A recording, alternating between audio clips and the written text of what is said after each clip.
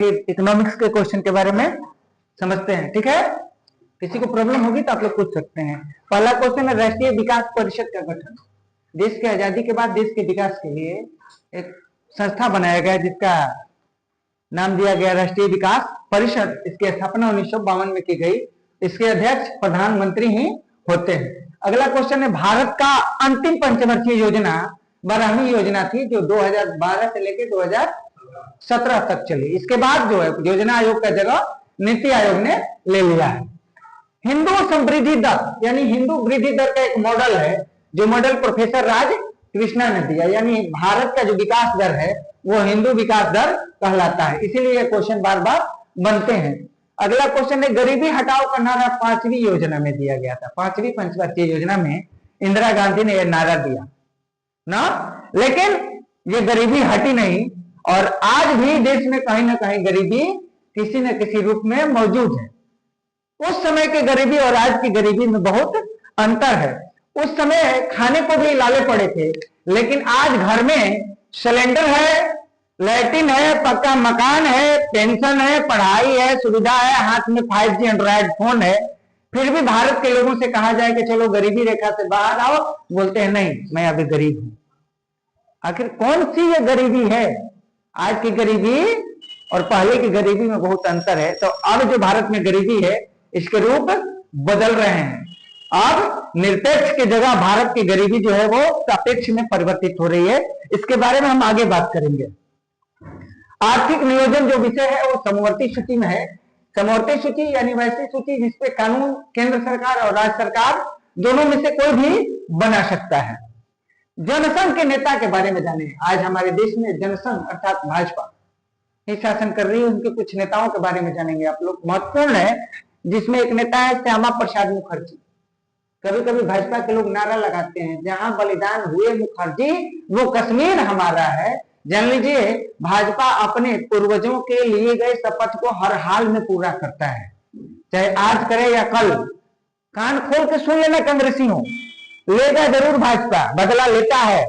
जो लिख के दिया है वो करेगा ही करेगा, कोई मिटा नहीं सकता। देखना है तो देख लो कि जम्मू कश्मीर खत्म ऐसा करा रहा है, रोहिंग्या अपने से घुसपैठिया सब भाग रहा है, राम मंदिर बना के झंडा लहरा दिया।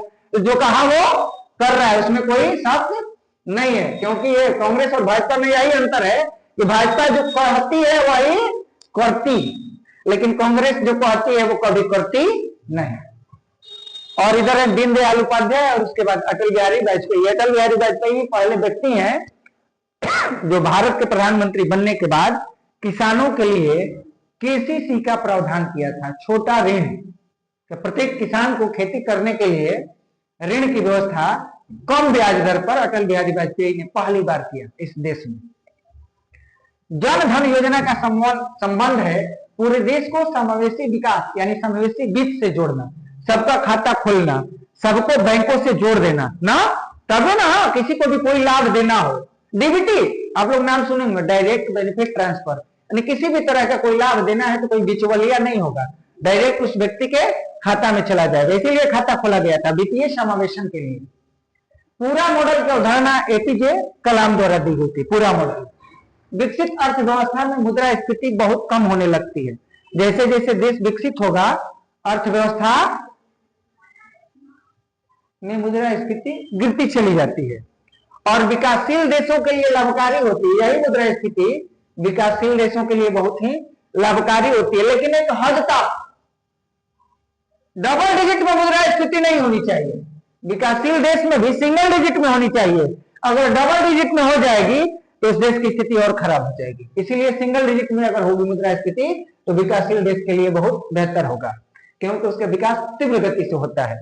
मुद्रास्फीति बढ़ने से जो लाभ, कुछ लोगों को लाभ भी होता है। भाई पूरी संसार में प्रॉब्लम होगी, पूरा देश में प्रॉब्लम होगा, लेकिन जो कर्जा लेके बैठा है उसको लाभ होगा, क्योंकि इंटरेस्ट का रेट कम होगा और मुद्रास्फीति का रेट ज्यादा। तो ये तो लाभ में रहेगा कि जितना देना चाहिए उससे कम इंटरेस्ट में इसका काम चल रहा है। या सट्टा लगाने वाले सटोरी, ये भी पैसा ऋण ही लेकर सट्टा लगाते हैं। एग्जिम बैंक का जो संबंध है, आयात निर्यात जो लोग करते हैं उनके लिए वित्तीय प्रबंधन ऋण की सुविधा एग्जिम बैंक उपलब्ध कराती है। और औद्योगिक संस्थानों के लिए जैसे एचपीसी है, इंडियन ऑयल है, भारतीय रेलवे है, एनएचएआई है, सेल है, भेल है, इनके लिए अगर पैसे की व्यवस्था करना है तो कौन सा बैंक करेगा? IDBI, industrial bank, industrial development bank of India. RBI को हम लोग बैंकों का बैंक या अंतिम ऋणदाता के नाम से जानते हैं, और भारत में सभी बैंकों का नियमन आरबीआई के द्वारा ही होता है, और किसी भी विदेशी मुद्रा से लेन देन संबंध कोई भी काम होगा तो वो आरबीआई के अनुमति से ही होगा। एफसीआई हमारे देश के किसानों का खाद्यान्न जो उपजता है उसके क्रय विक्रय का काम जो करेगा वो एफसीआई यानी फूड कॉर्पोरेशन ऑफ इंडिया द्वारा किया जाता है। कृषि उत्पादों का अग्रिम मूल्य तय करना यानी खरीदने के लिए वायदा बाजार इसे कहा जाता है। खाद्यान्न से संबंधित जो बाजार है वो वादा किया जाता है कि मैं फला फसल को इस रेट में लूंगा, यानी धान बोने से पहले ही धान की रेट तय कर दी जाती है।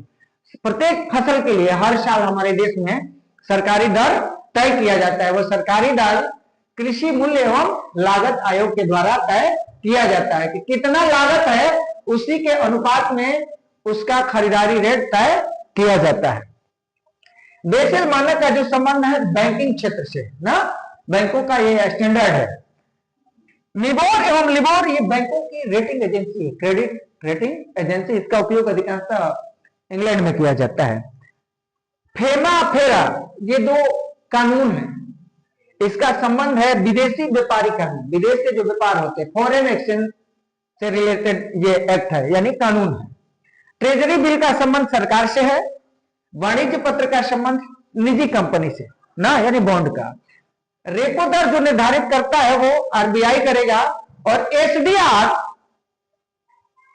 स्पेशल ड्रॉइंग राइट जिसे हिंदी में विशेष आहरण अधिकार कहा जाता है, इसका नियमन आईएमएफ करता है। पहले गोल्ड वैल्यू होती थी पूरे देश में, स्वर्णमान सोने के हिसाब से देश की कीमत लगाई जाती थी, लेकिन किसी के पास ज्यादा सोना था किसी के पास कम, तो असमानता पैदा हुई पूरी दुनिया में, तो स्वर्ण वैलिडिटी को हटा दिया गया था, गोल्ड वैल्यू को हटा दिया गया, सोने की वैल्यू हटा दिया गया, उसके जगह पर काले आ दिया गया, पेपर बनी जिसे हम लोग बोलते हैं एसडीआर स्पेशल ड्रॉइंग राइट, यानी किसी भी देश के संपूर्ण संसाधनों का कीमत लगाकर उसे एक एसडीआर यानी एक पत्र दे दिया जाता है, उसी के हिसाब से वो अपना व्यापार करेगा और ऋण का लेन देन भी वो देश अपनी कीमत के हिसाब से करेगा।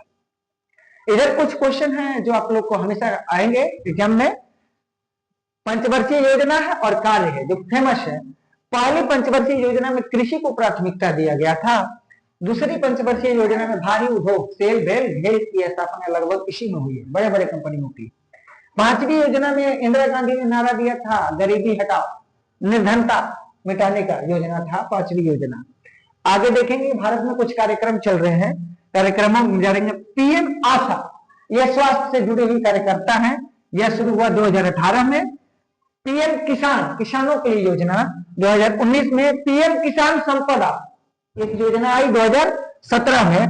पीएम किसान मान धन योजना जो हर महीने हर 2-3 महीने पर किसानों के खाते में कुछ न कुछ आता है वो 2019 से है। आज इकोनॉमिक्स के बारे में हम लोग पढ़ते हैं, कल हम लोग फिर और कोई नया सब्जेक्ट लेकर हम आएंगे।